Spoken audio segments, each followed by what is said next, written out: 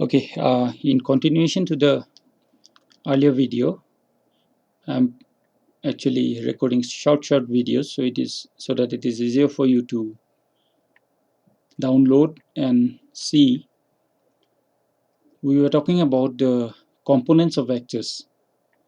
So when we talk about the components of vectors, we need to understand what is a coordinate system and what are unit vectors. So a coordinate system is nothing but a reference system.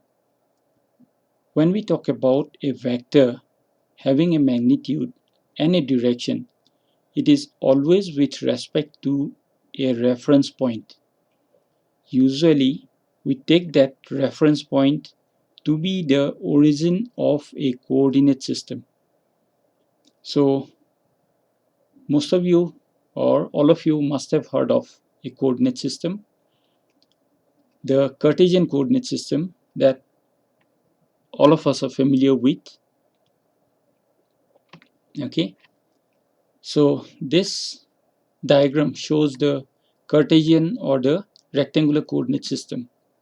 Here we have three axes: x-axis, the y-axis, and the z-axis.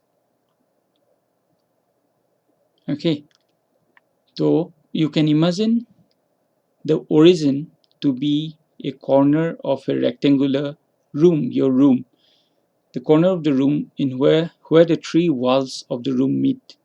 Three walls means this is one wall, this is the other wall, and this is the floor, let us say. This corner is the origin.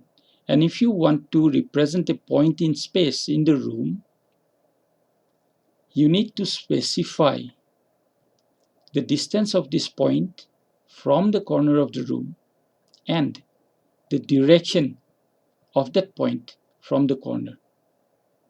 Okay, so in technical terms, we can say that the corner is the origin.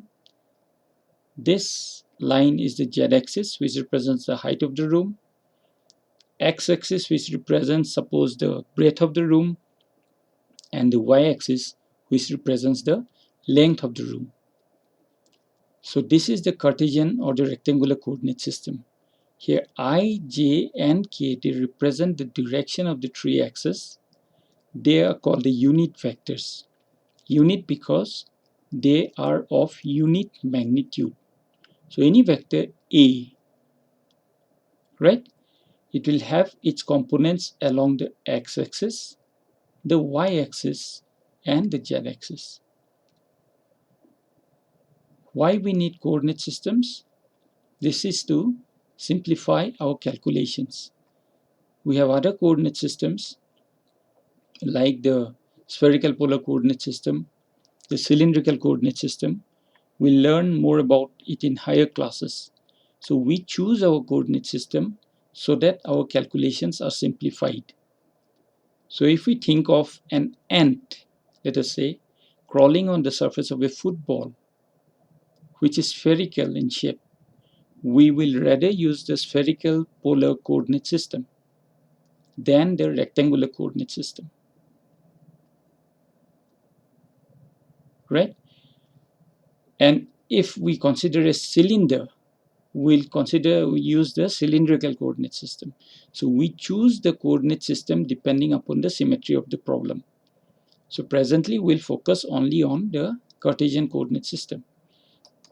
So this coordinate system, how these axes are defined, x, y, and z, it is governed by something called the right hand rule or the right hand screw rule. You can imagine a screw here.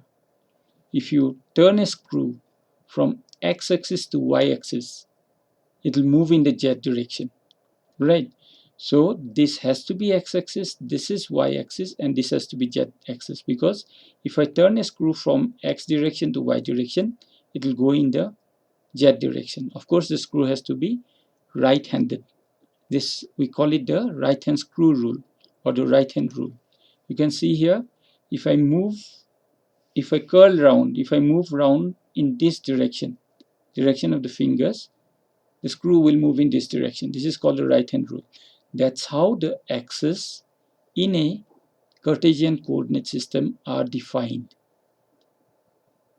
Okay, and to denote the directions of these axes, we have something called the unit vectors. We call it I, j, and k.